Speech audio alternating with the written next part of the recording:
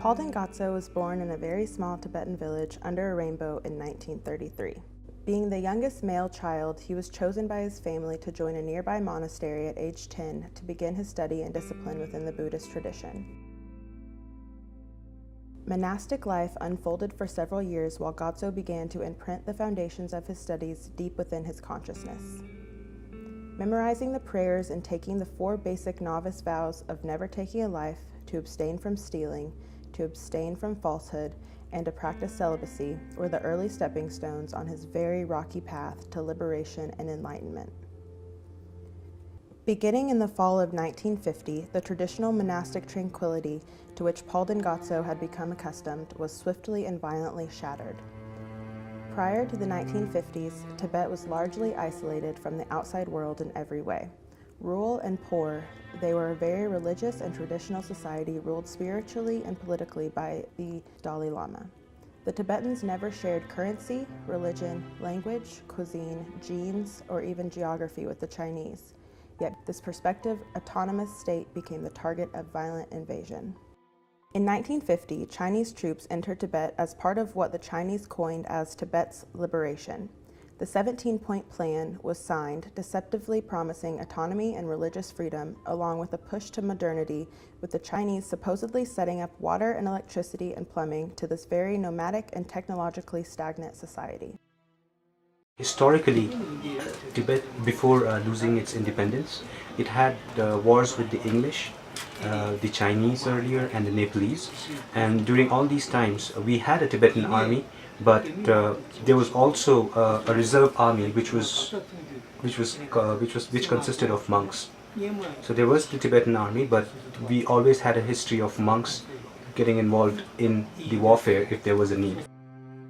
Going against all of the moral codes of conduct within Buddhism, many monks were forced to take up arms in order to defend their basic human right to practice their chosen religion because it did not directly align with the religious or moral codes of those powers intruding upon them.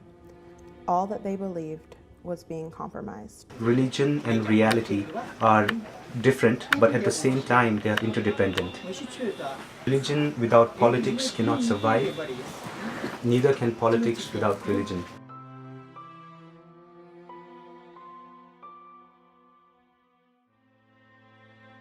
We cannot fight them violently, but we can fight them with truth, and this is what Mao Zedong himself mentions in his own book. Palden Gyatso's personality is joyful, vibrant, enthusiastic, determined. I think he is the kind of person, even if you had not read his biography, you would understand from speaking to him that he is a person of unusual strength and dedication. Palden Gyatso was first arrested in the summer of 1960 after the Chinese had fully began infiltrating Tibet and attempting to convert, interrogate, and retrain Buddhist monks to comply with their own agenda. During his first arrest, Gyatso was held with 200 other prisoners, and for months, his hands were never without cuffs behind his back. He soon could not support the weight of his own body due to how weak he'd become from the lack of food. One of the most inhumane and scarring events forced upon the prisoners were the forced thamsings, or struggle sessions. Thamsing was interrogation basically. Why did you do this? And who were the co-conspirators? And trying to get the details out. What happened at that point was they had propagandas like. For a day they would have propaganda which would say denounce the Dalai Lama, or denounce the Panchen Lama, or denounce religion, or denounce the old thinking way. I think Palden Gyatso is just tough. When you shake his hand, when you're around him, he just has this sort of air of invincibility, or he just looks strong. I think the other part of it is this will to say to yourself, I'm going to survive to tell the truth about what has happened to my people. The price of my survival is my narrative.